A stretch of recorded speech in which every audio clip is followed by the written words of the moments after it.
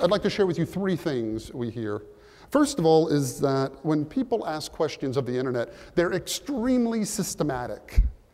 Take, for instance, a simple question like, burning sensation in my blank.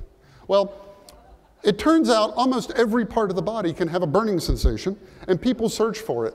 The darker the color, the more often we actually see people with the burning sensation there. In a similar fashion, they have tingling sensations in virtually every part of the body, and almost every part of the body can go numb at one point or another.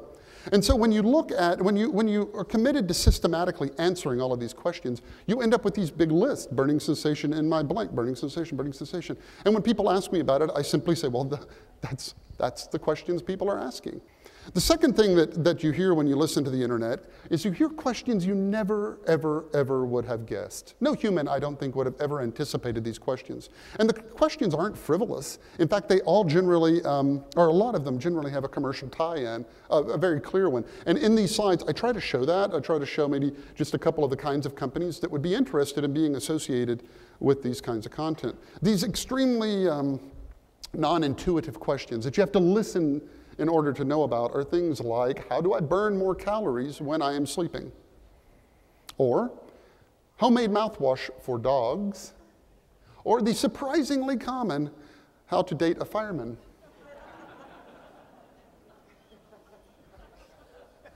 This brings us to the third general thing that you hear when you listen, and that is you hear the presence of a lot of very simple, straightforward questions that just call out for a simple, straightforward answer.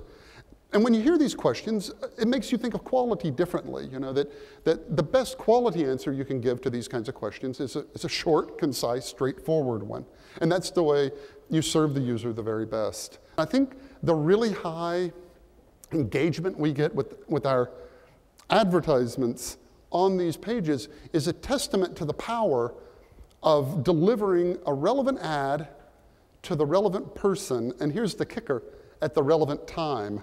If you think about it, anybody in this room is probably interested in 200 or 300 things, but there's only ever one thing that's top of mind, only one thing you're actually doing right now at this moment.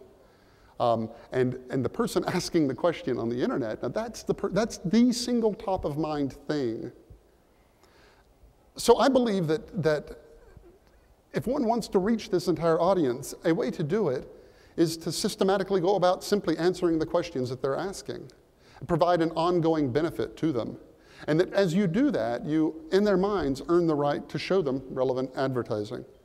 And so I think that the whole world, in essence, has changed. This new behavior that 0% of people did a decade ago, 100% of people do now. And so things have changed. And it's like that Abraham Lincoln quote, where he says, the dogmas of the quiet past are inadequate to the stormy present. As our case is new, we must think anew and act anew. And our case is indeed new, and I think to act anew means that we have to start listening.